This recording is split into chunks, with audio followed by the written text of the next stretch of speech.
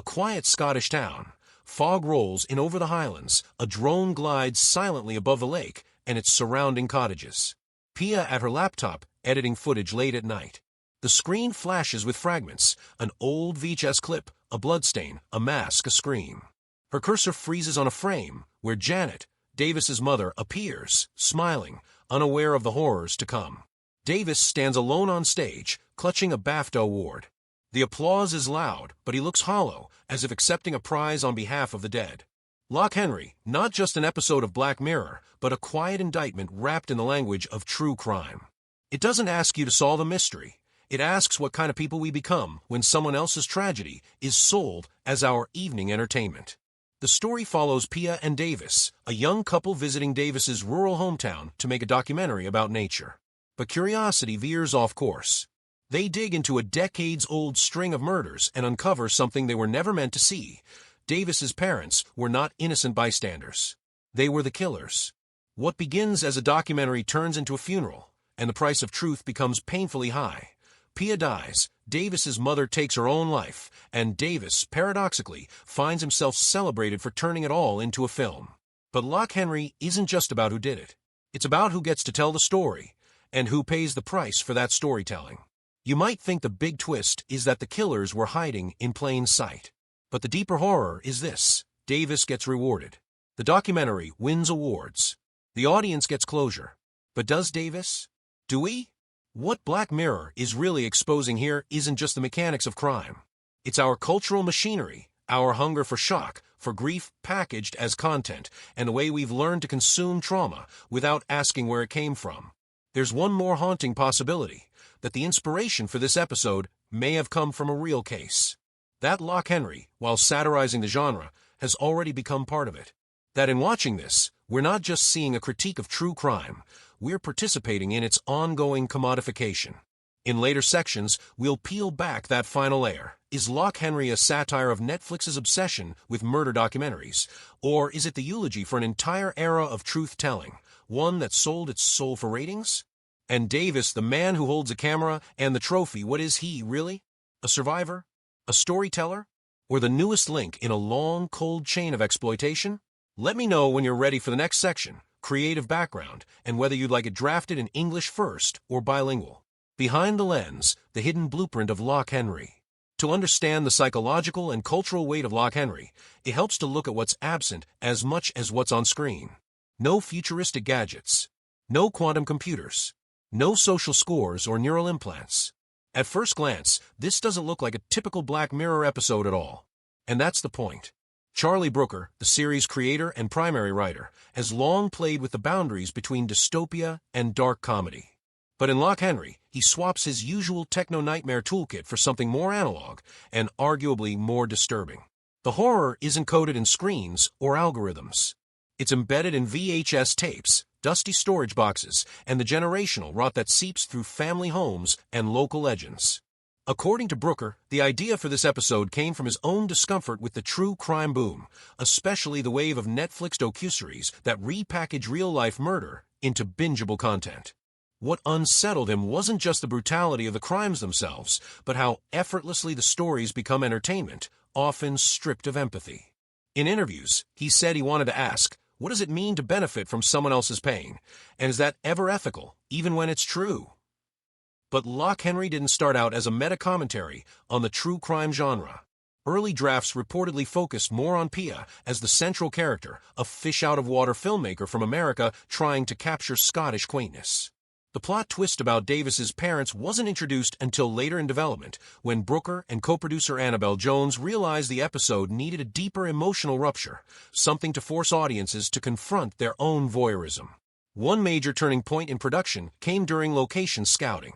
The haunting landscape of the Scottish Highlands wasn't just scenic, it shaped the entire tone of the episode. The loch, the bridge, the dark woods, they're not just background. They are emotional architecture. Director Sam Miller leaned heavily into visual isolation, using wide shots and long silences to make the hills feel like a surveillance system unto themselves. The town becomes a character, silent, complicit, and unwilling to let go of its past. Casting choices were also deliberate. Samuel Blinken Davis brings a fragile authenticity, balancing quiet grief with mounting dread. Mihala Harold Pia, known for industry, adds a sharp, almost journalistic edge. Her curiosity feels authentic, but it's also invasive. Monica Dolan's portrayal of Janet is perhaps the most haunting, motherly, modest, and in retrospect, terrifyingly calm. One deleted scene, according to post-production notes, involved an early morning town council meeting where locals debate whether to embrace the tourist buzz around the murders. It was cut for pacing, but the implications linger. This isn't just a story about private horror. It's about public consent, collective silence, and the chilling ease with which entire communities learn to live alongside buried truth. In its final form, Loch Henry works like a trapdoor. You think you're watching a mystery about the past, but you're actually witnessing how new myths are made in real time. The episode doesn't just indict the characters, it indicts the medium itself. Where the camera doesn't look. In Loch Henry, horror isn't delivered through gore or jump scares. It's embedded in atmosphere. The camera doesn't show the violence, it shows the silence that follows. The restraint is intentional.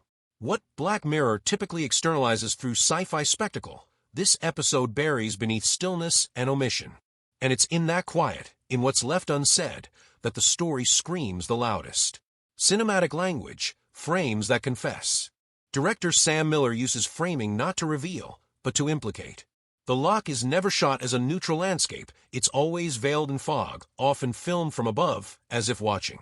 This inversion, nature watching man, sets a tone of surveillance without the tech.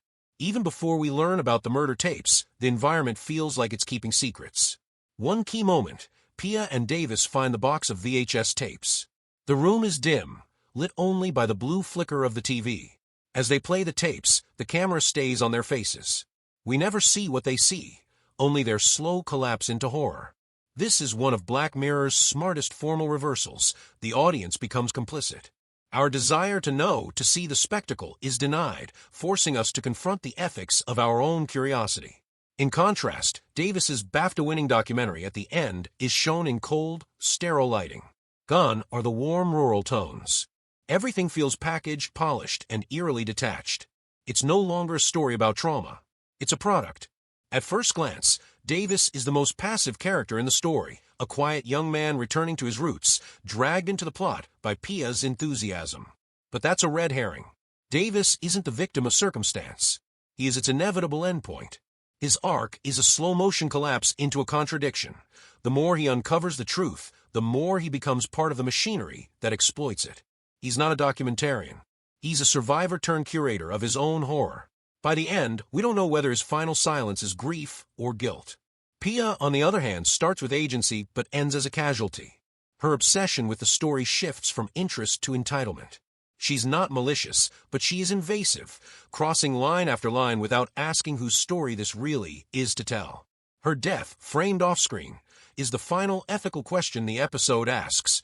What's the price of turning horror into narrative? Janet's arc is the darkest of all. In every scene, she plays the part of a humble, reserved Scottish mother.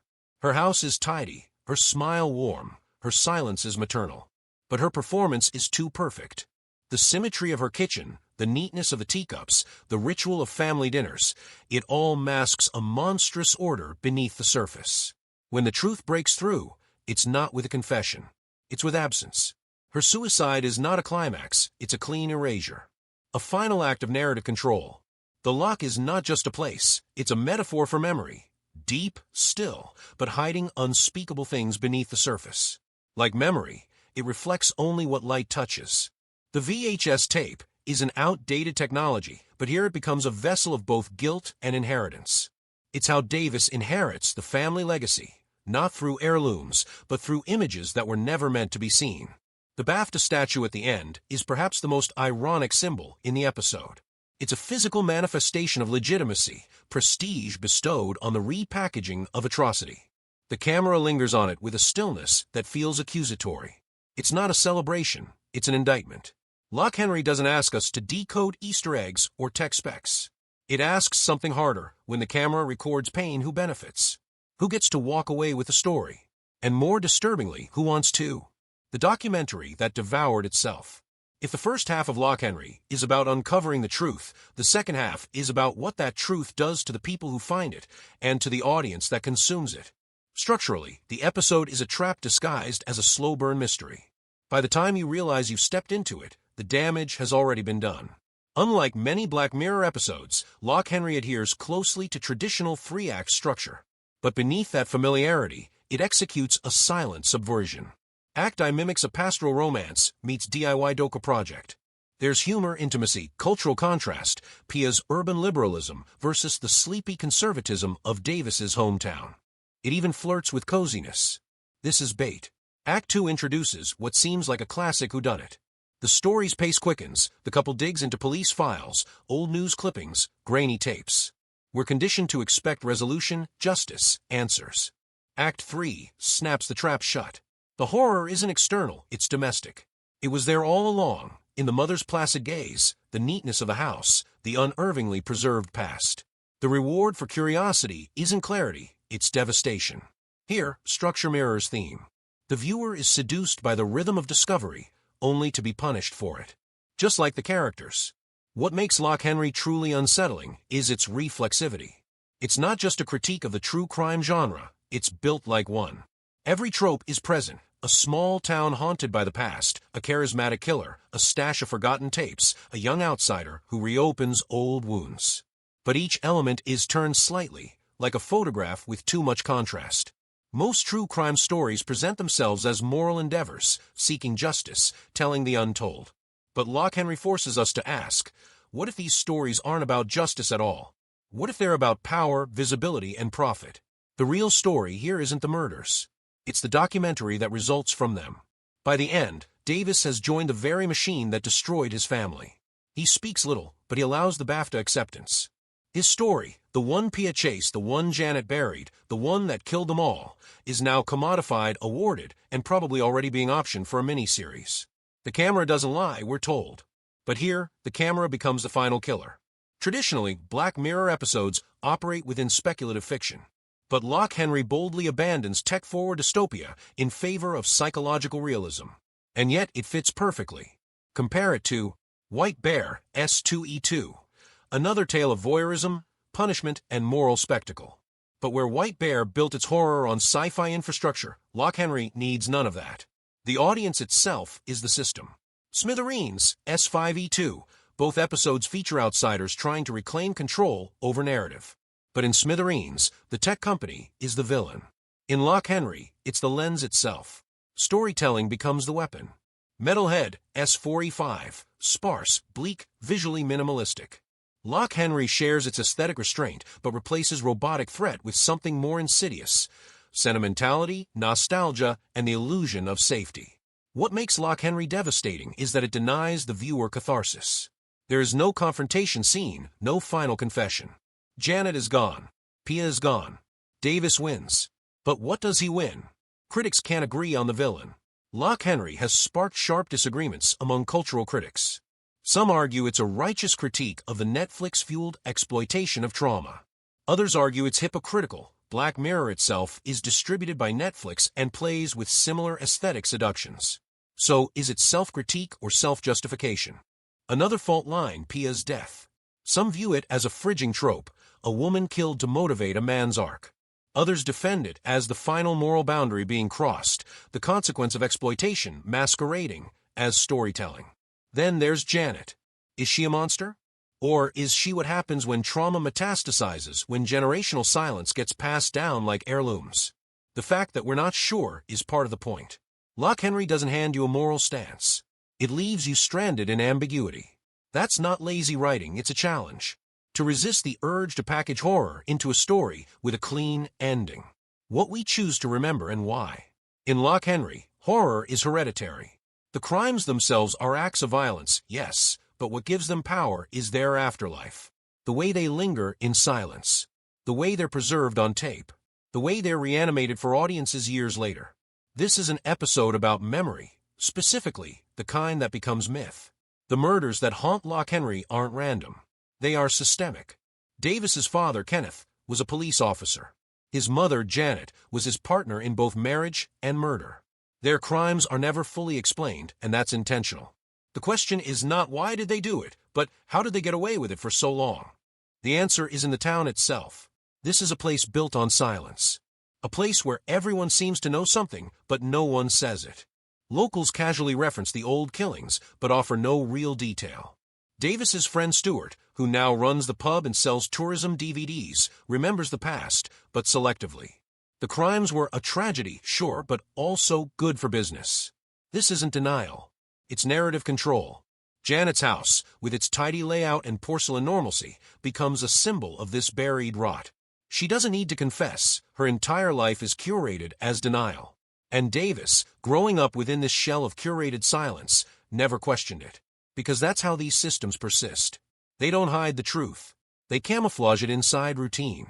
At the heart of Loch Henry is a brutal paradox. Davis finds success only by destroying the illusion of his own life. His family, his childhood, his identity, all are torn apart and then reassembled into a product. A BAFTA-winning one. Here's the ethical maze the episode builds. Janet and Kenneth recorded their crimes. Those recordings are later used by Pia and Davis to tell the story. That story brings Davis acclaim, but only after Pia dies uncovering it. Davis stands on a stage holding an award for a documentary that shows his mother torturing people. This is a narrative irony. It's structural indictment. The deeper Davis digs, the more he disappears. By the end, the only version of him that exists publicly is the filmmaker. The son is gone. The man is gone. What remains is the product. Pia's role is equally layered.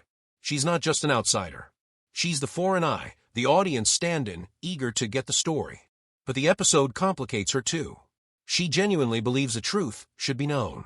She's careful, intelligent, sincere. And yet, her pursuit ends in death.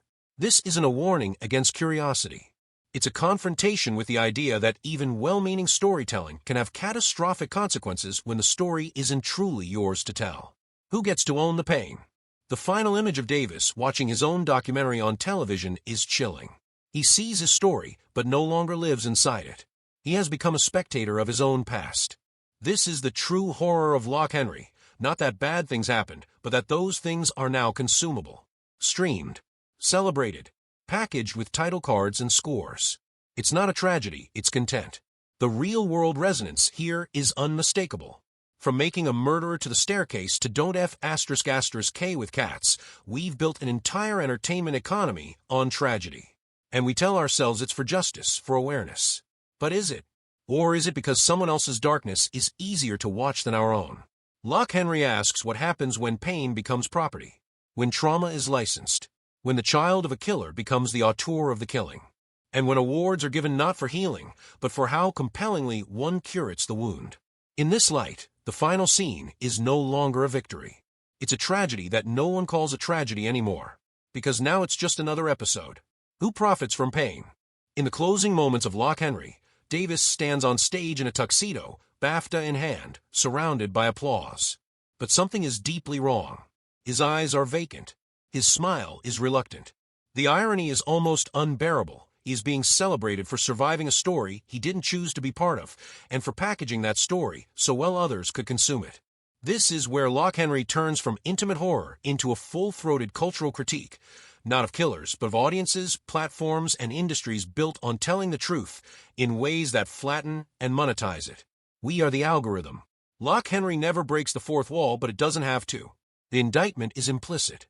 Pia and Davis's documentary gets made. It gets watched. It wins awards, which means people want it. People streamed it. People gave it 5 stars and said, this was gripping. The series doesn't mock the audience, but it does hold a mirror to us. Why do we find this kind of pain compelling? Why are real murders binge-worthy? This isn't a question Black Mirror wants to answer. It wants us to sit in it. The queasiness you feel at the end of the episode? That's the point. We weren't just watching Davis. We were consuming him. When platforms replace justice. In traditional true crime, the legal system is the axis. Someone is murdered, someone is tried, the story resolves, or doesn't. But in the Loch Henry model, it's the platform that adjudicates. Davis doesn't take his story to the courts. He takes it to the camera. And the camera doesn't ask if he's healed. It asks if he can deliver it cleanly. With high-quality audio. With tasteful reenactments. With marketable trauma. This shift is terrifying. When institutions fail to deliver justice or closure, we turn to storytelling. And when storytelling becomes the arbiter of truth, power shifts from courts to content creators. From victims to editors. From communities to consumers. The line no one noticed we crossed. The episode's most disturbing scene isn't violent. It's banal. Davis, alone, rewatches the documentary. He isn't learning anything new. He's not mourning. He's detached. Possibly numb. Possibly complicit. The implication is clear. There's no going back. The story is out there now, recontextualized, reframed, professionally scored. His mother is no longer a person. She's a plot twist. So where is the line? At what point does honoring the dead become exploiting them? When does remembering become repackaging? Loch Henry refuses to answer. Instead, it shows what happens when no one asks. And here's the most unsettling part. Davis's success story will be seen as proof that it was all worth it. Pia's death. Janet's suicide. The horrors in the tapes. All of it justified by the award. That's the real dystopia. Not that bad things happen, but that we've created a culture where tragedy needs to be cinematic to feel real. It's no accident that Loch Henry was released on the same platform it critiques. Netflix has built a billion-dollar vertical on true crime content. The Keepers, the Ted Bundy tapes crime scene, The Vanishing at the Cecil Hotel, all are shot with prestige documentary aesthetics, slow-panning drone shots, synth music, and what really happened voiceovers. Black Mirror calls out this machinery from the inside, but it also participates in it. That tension is deliberate. It's not hypocrisy, it's recursion. The show is saying, even critique is content now. This is the final, most painful irony. The episode you're watching about the dangers of packaging trauma is itself a package of trauma. When fiction stops predicting and starts documenting. The most chilling realization after watching Loch Henry is this: we've already arrived. The episode doesn't speculate on where media ethics are heading. It holds up a mirror to where we are and how numb we've become to the cost. In the past decade, true crime has evolved from a niche interest to a cultural monolith. Documentaries like Making a Murderer, The Jinx, The Staircase, and Tiger King weren't just popular, they were appointment viewing. They launched memes, podcasts, think pieces, Halloween costumes, and in many cases, they turned convicted killers or traumatized survivors into global talking points. Loch Henry lays bare the emotional paradox embedded in this genre. Empathy collides with entertainment. As viewers, we feel sad for the victims, but we also crave narrative satisfaction. We want cliffhangers. We want killer reveals. We want endings that feel earned. But real life doesn't work that way. And when it doesn't, streaming services step in to fix it. What Loch Henry exposes is how this genre not only aestheticizes grief, it rewards the ability to curate it. Platforms like Netflix and YouTube don't just show us content, they learn from us. Every pause, every rewatch, every skipped intro becomes part of a dataset. And that data shapes what gets made next. In this sense, Pia's fate isn't just the result of curiosity, it's the endpoint of a system. She represents the kind of character we all, statistically, click on. Ambitious, driven, ethically gray. The kind who gets the story. Her death isn't a narrative twist. It's an algorithmic inevitability. This extends to Davis, too. He doesn't need to choose to sell his story. The world around him, the media landscape, the prestige circuit, the economy of grief, makes the choice for him. The only way to process trauma, we're told, is to package it.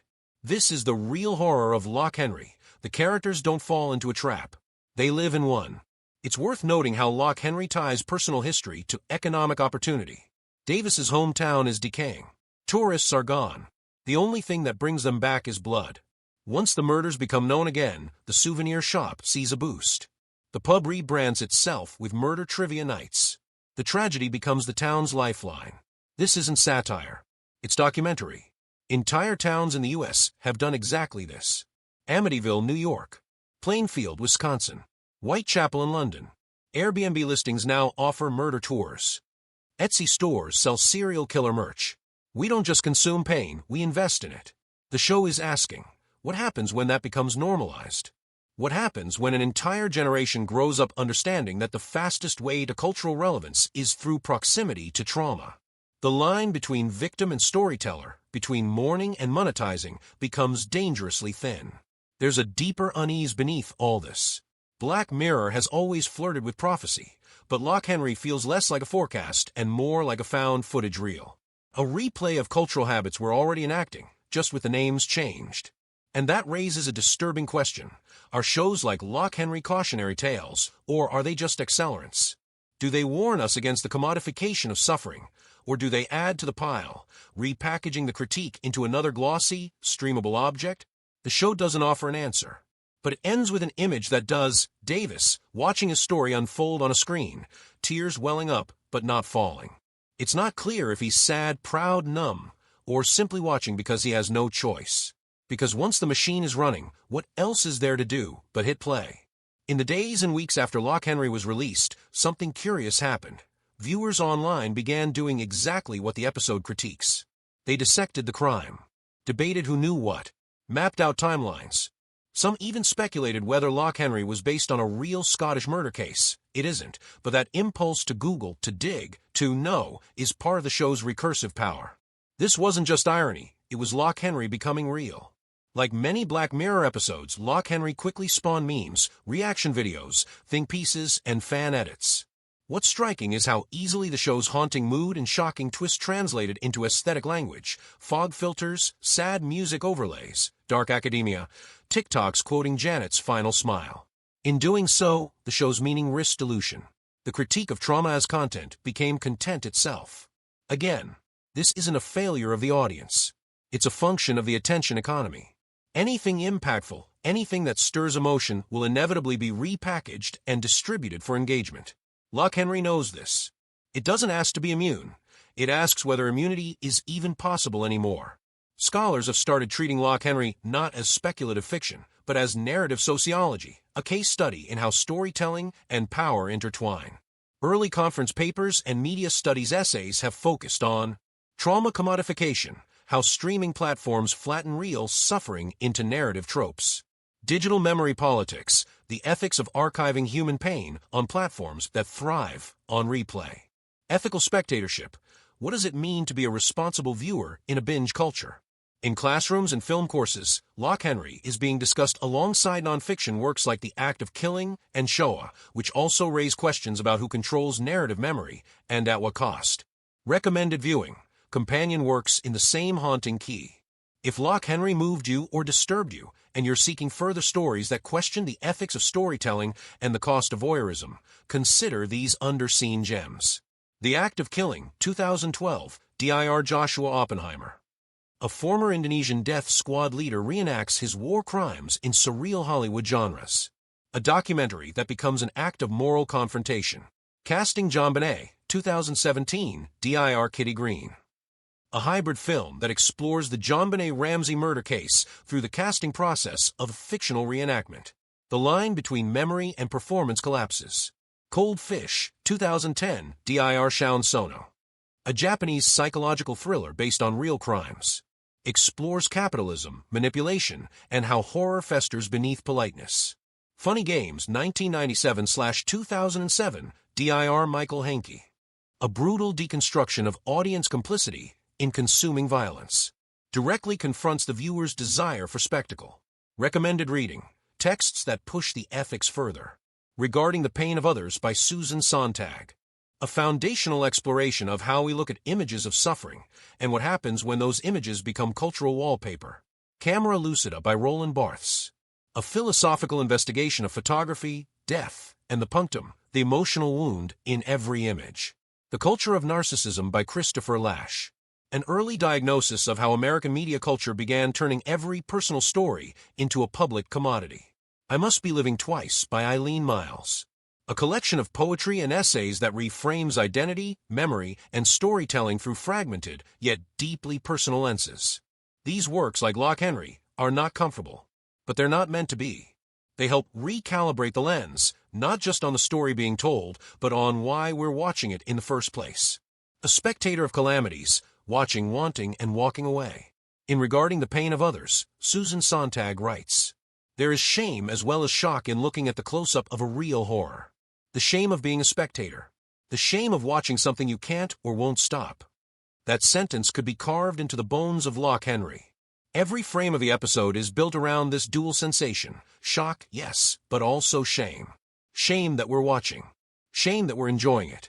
And shame that we may keep watching even after we know we shouldn't. The story's brilliance lies in how it embeds that ethical tension not just in the plot, but in the act of viewing itself. We are not asked to identify with Davis.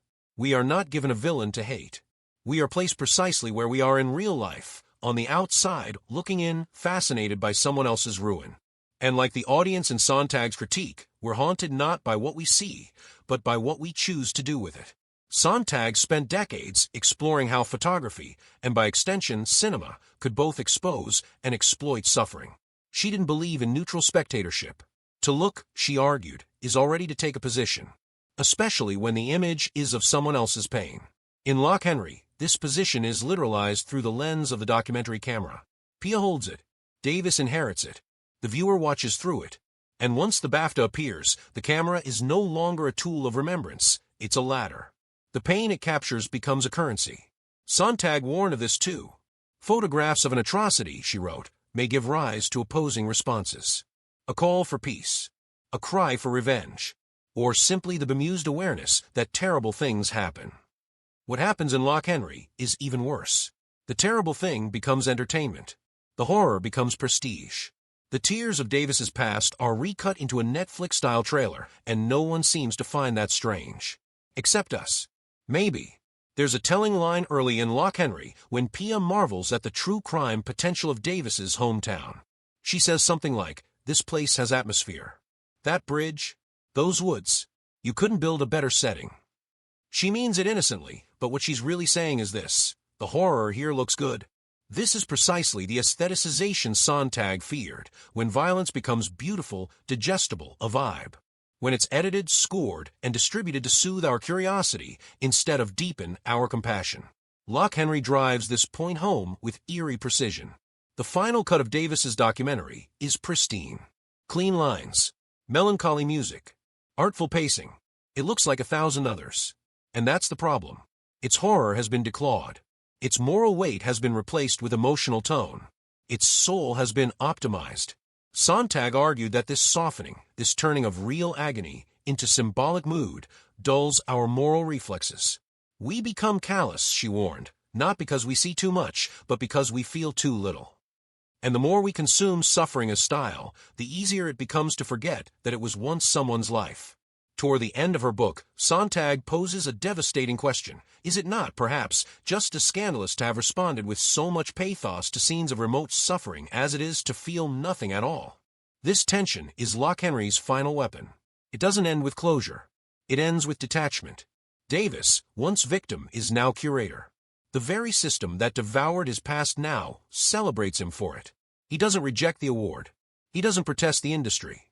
He watches his own film with the same distant gaze we watch the episode with. It's not indifference. It's saturation. This is the future Loch Henry sees, not a world without pain, but a world where pain circulates endlessly, reproduced without context, monetized without consent, felt without consequence. The murder becomes myth. The mother becomes monster. The memory becomes metadata. And the only thing that remains is a story, rendered just palatable enough to win awards. It's not that we forget. It's that we remember too comfortably. A final moral reversal. What if Davis had refused? Let's imagine for a moment that Davis didn't accept the award, that he buried the tapes, that he chose silence over spectacle. Would that have been justice? Or would that have been another kind of erasure? Sontag doesn't believe in moral absolutes around witnessing. She doesn't say, "Don't look." She says, "Be aware of what looking does." It creates power. It creates stories. It creates emotional debts. The point isn't to avoid watching. It's to understand that watching is a political act. So maybe the problem isn't that Davis made the film. Maybe the problem is that he never questioned why it was so easily rewarded. If Davis had refused, the story would have ended in obscurity. But maybe that's where it belonged. Maybe not all pain needs to be seen to be respected. Maybe the deepest kind of honor is anonymity. Or maybe that too is a fantasy. And the truth is that once a story is discovered, it will be told. The only question is, by whom and for what? One last question, are we all Janet now? Janet McCardle, Davis's mother, never explains why she did what she did. She simply leaves. Her suicide note is not shown. Her motivations are left ambiguous. That's the most terrifying choice the episode makes, because it makes her legible. She could be anyone. A woman who smiles, serves tea, loves her son, and commits monstrous acts behind closed doors, convinced no one will ever know. Her real crime, though, may not be the murders. It may be the quiet preservation of them. The tapes hidden in the cabinet. The false normalcy maintained. The violence turned into archive. In that sense, Janet isn't just a character. She's a metaphor. For platforms. For editors. For viewers. For anyone who sees horror, wraps it in decorum, and shelves it until it becomes useful. Are we all Janet now? Are we, too, keeping the horror neatly boxed away, until it's time to tell again? In the end, the question isn't who did it. Loch Henry isn't about solving a mystery. It's about recognizing that we are part of one. That the camera never just records, it implicates. That every story told about suffering carries with it the trace of a choice, to frame, to edit, to release. The BAFTA on Davis's shelf is not a trophy. It's a gravestone, a marker that says, this is what it cost. And Black Mirror, as always, dares us to ask the one question that can't be answered by streaming another episode. What part of ourselves are we trading away when we turn someone else's pain into our evening's entertainment? If this essay resonated with you, drop a single emoji in the comments to describe your feeling. No words, just a symbol. Because sometimes silence says more than 100 headlines. And maybe, just maybe, it's the only thing that can't be commodified.